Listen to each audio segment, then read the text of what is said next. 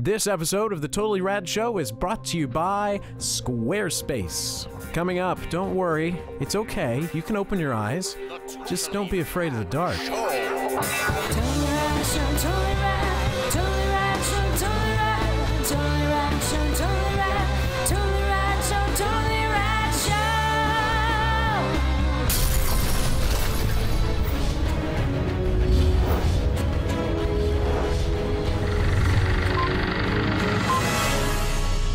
Today in movies, we are talking about Don't Be Afraid of the Dark. We got a good early look. We had a good early look at Comic-Con a couple of years ago. Yeah. We're finally seeing it. It's produced and co-written by Guillermo del Toro. Also having written the movie, Geek Side Fact, always a big fan of Matthew Robbins growing up because he directed two of our favorite movies. I forget and don't remember. I forget and don't remember. Classics. Classic. Dragon Slayer. Yes. Awesome. And The Battery's Not Included. Yes. Right? And I was like, what happened to him? Awesome. Well, he wrote this movie. But it's actually from director Troy Nixey, who did a short film called Latchkey's Lament, which is on OneCoolThingAday.com. Whoa. Today. Synergy. Oh, interesting. Which is Synergy. a very similar tone to this movie, which is about a family moving into a spooky old house Where that is spooky old house inhabited things by happen. spooky little creatures. This Now, this is based on an old movie. An old television film. Right, that Television Guillermo movie. del Toro saw as a kid and it freaked this crap out of him, and that's why he was excited to reinvigorate it. Right. Yeah. We haven't seen a Gremlins-like movie in a while. Very Gremlins-y. This Darker is than Gremlins-like, but it has that Guillermo del Toro It's Gremlesque. or Troy Nixey dark whimsy. You know, we did just see a Smurfs movie, and this is sort of the We did? anti-Smurfs. Yes. We did? We Or as you a did? we as a The world. culture. Oh, yeah. The not we as in the three euphemistic people. we, This is- because none of we actually saw These it. guys are 3 apples high, and they want to eat your face, as opposed to being 3 apples high and adorable. And adorable. But that's debatable as well. Yeah. All right, so Katie Holmes and Guy Pearce are the married couple, and their daughter Sort of, but yeah, it's all good. is Bailey Madison. Madison. Thank you. IMDb. Yes. Well, it's yeah, okay. Yeah. So big role for her, Alex. Yes. You were terrified of the footage we saw at Comic-Con, which is basically I think we all were prologue. terrified. The prologues to the movie is Yeah. what we The cold saw. open, yeah, pre-credits. Yeah, I mean the thing is, I feel a little bit bad for this movie because I'm sort of upset that we saw the whole prologue of the movie at Comic-Con, because inevitably what ended up happening was the prologue to the movie was my favorite part of the movie, and it's the part that I had already seen, so there wasn't anything surprising or sort of. I mean, it was still horrific seeing it because that. It's certainly, chisel on the teeth. It's the darkest, most disturbing moment in the entire movie, Yeah. by far. I liked the movie. I thought the movie had some very inventive ideas. I love the fact that it's sort of a take on the Tooth Fairy myth, which I love. And when it started to get into the sort of what is it, and like in the library with the old paintings and stuff, that stuff was really engaging. Unfortunately, I found myself really bored through the majority of this movie, and I don't quite know why. It's one of those movies where the acting was fairly decent, although Guy Pearce was a little, didn't really love what he was doing. But it seemed like there was enough going on. It should have been really great, gripping movie, and yet I just inevitably found myself kind of bored. And it did a lot of the stuff that I know Jeff hates, which is characters doing things that no living person would do in those situations. You know what I mean? When the power goes out and you know that weird, creepy things that don't like light are chasing after a baby, you don't leave the baby. That is the first thing you do. You stay with the child that it was. I mean, it's just those things where I just went, all right. Those things aside, the fact that it's a little bit plotting at times, it had some fun moments. The design was amazing. I loved the look, creature design? The creature design. But I got a little bit of that too much of the monsters. If they had cut a little bit, I mean, towards the end, they were just like, well, they've all seen the monsters, so let's just show them, full on, have conversations with them. I could have lost that, you know? So inevitably, it kind of came down to, I didn't really like it all that much. Nothing really jumped out as being wrong and I can't take it, bad movie thing. It just sort of didn't come together in the way that I had hoped that it would, in the way that that prologue does, in my opinion, come together. You know what I mean? I wanted to see that period movie. Yeah. You know what I mean? Yeah. As soon as we got into the sort of like in a BMW, snooty, you know, cell phones, I was like, well, it doesn't really jive. So that's what I thought. Yeah, I agree in large part. I liked the movie as I was watching it. It is a shame that that beginning is so good, and I, having seen it, knowing what was coming, I hid behind my hands, could not watch. The sound effect of what happens in that early moment is so bone-chilling up your spine. It is so bad. Nothing even remotely comes close to that for the whole rest of the film. It doesn't even really try to go there. I didn't find the movie scary at that moment. The bad guys, like I said, are sort of like anti-Smurfs or Gremlins. There's not the humor of Gremlins, but they're not scary. They're just sort of like, oh, that's crazy. They're little rat things running around. I agree with you for the most part. I liked the movie as I was watching it. Yeah. Leaving the movie, the more I thought about it, the less I liked it. And a lot of it is exactly what you said. There are so many moments in this movie that suffer from that. There's like 12 things I could have done in that situation that would have been smarter. And I'm not going to ruin the end of the movie, but I will say, the end of the movie, you know that these creatures don't like light. Why do you not strap on all the lights in the movie, in the world, onto your person and go after what you need to get? Yeah. Like, why would you just go, nah? Yeah. So,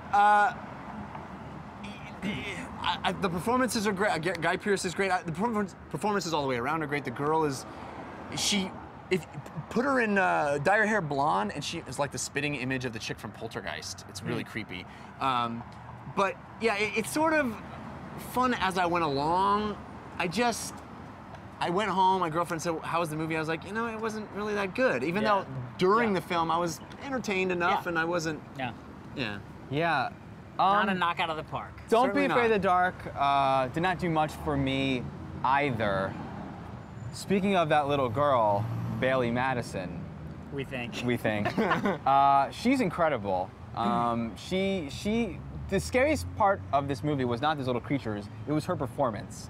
Because she was so mature. I mean, we've seen a lot of precocious kids on screen, but her, I don't get it. I don't get, she's the Doogie Howser of acting. And I mean, like, because she really gives a very adult performance with little kid features. Yeah. Like, I don't get it. Yeah. I could not give the performance, just in terms of, I know. I just don't get it. I just don't get it. you've tried to play a little girl So and props, you can't. props to Bailey for that. For playing a little girl. I didn't have as much of a problem. Let me say something. The thing I liked a lot was also something that I didn't like a lot, which was it felt like a lot of the movie was a lot of the sound of the movie was ADR, was put in post. So that really hurt the performances because everything felt false to me. Everything felt very wooden. I didn't think the performance was very strong. I found everything to be very hokey, from the performances to the sequences to the bad guys. But I think a lot of that is because of what sounded like a lot of ADR work. But on the flip side, the scare moments were very effective to me because all the sounds felt very pure. It's hard for me to describe. I don't know if you guys got the impression as well. I did like the volume, but all the sounds felt very isolated, very clean. It wasn't a cacophony of sound. It was just like, it was very effective, whereas jump scares in movies are rarely effective. I was got a few times. They did do that, like the math was great on when things happen. There was some very under smart. The sheets. Yeah, Under the Sheets was very smart. Forget me. I mean, they were great moments. I didn't have as much of a problem with the motivation of the good guys. I think maybe I let that ship sail. The performances weren't working for me, so I didn't have a care. I wasn't buying anything. You were just like, I had a big bother with the motivation of the bad guys. I was just gonna say that. Where they felt very capable of doing some grisly things at certain scenes, and then there were later scenes where they're up against a little girl and they can't seem to overcome. Around, they're just like trying to like touch her as opposed to kill her, which would be very easy for them to do. What about the fact that the one rule that we know about them is that they need to kill one person. Yeah. They need to kill one person. Yeah. And then there's a guy and they maul him, but they don't kill him. Right. Because then it was very confusing as to what exactly are the rules. And then it became a little different at the end. It was sort of like killing is wrong, they wanted to take, but then that doesn't make sense with the beginning because they kind of took somebody and then they took another. It's like, what? Yeah. Yeah. It was Very a little ambiguous. muddled, nothing spectacular. Moments of pretty cool stuff, and the creatures are And the cool. set design I thought was actually really cool. That house was really creepy. The downstairs basement. In the with thing. backyard and the grounds. Yeah. I don't have any adverse feelings toward it. It just didn't. It didn't fulfill the promise that we all, I think, felt from that first scene seeing it at Comic-Con. And that's the biggest disappointment was I was actively terrified to go see this movie. Yeah. I really thought it was going to disturb me because it was so disturbing. That first scene Yeah. is disturbing. Yeah. Yeah. So interesting. Yeah, So you Kind know of a what? mixed bag, but we still won't be fun. afraid of the dark. Yeah. I'm not. You're welcome, Title to Film. Hey, guess what? TRS will be live at PAX again this year. Come join us, won't you? You're not going to want to miss our live panel this Friday at 9 p.m. at the Raven Theater. We'll see you there. All right, everybody, be sure to stick around for all of the outtakes from this week's episodes. Always lovely. But first, we want to thank our sponsor, Squarespace.com. Squarespace is the fast and easy way to create any kind of high-quality blog, portfolio, any kind of website, really. If you have any questions or you need any help, Squarespace provides every member with an amazing 24/7 support. It's amazing, 24/7 support.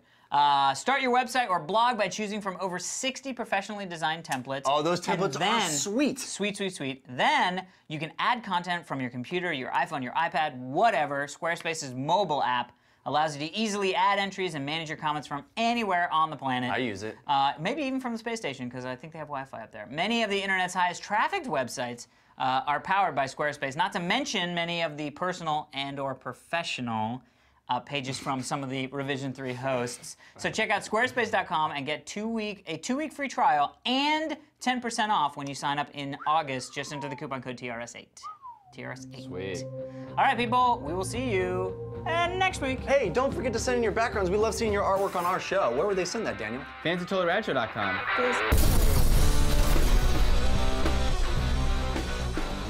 We're back. That's what the outtakes are for. Yeah. It's time once again to play Title Fight. Right, Dan? Yep. Ready? All right. Title Fight. And I'm gonna start again. It's good. Fodder for the outtakes. Right then? Yeah, I'm gonna start again. There's no enthusiasm anywhere else. Okay. What's happening over here? Okay, quick. Okay. Okay, I'm ready. Ha ha ha. What's going on? What? You doing a I'm just bit? getting ready. No, I'm just getting ready. Oh, that's the new get ready. Oh, yeah. Procedure. Yeah. I'm waiting on you guys. Ready, Daniel? Yeah. All right. Thank you guys for watching. We will see you tomorrow. This ain't Red History? I already did it. Oh yeah, you said at the beginning. I always say it. I made it explode. It's good. He's like, we're back. Dan doesn't think until that moment. Yeah. That's the moment that he just turns on. Oh, you know, maybe I should start thinking about things.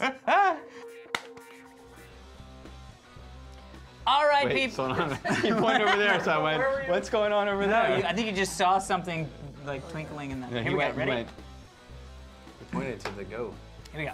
That. No. Does that work? That?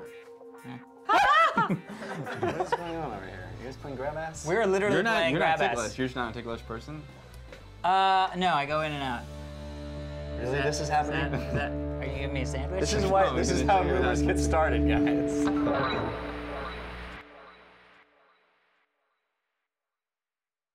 El Shaddai, Farmville, Sucker! Bam! Yeah! Ha ha ha.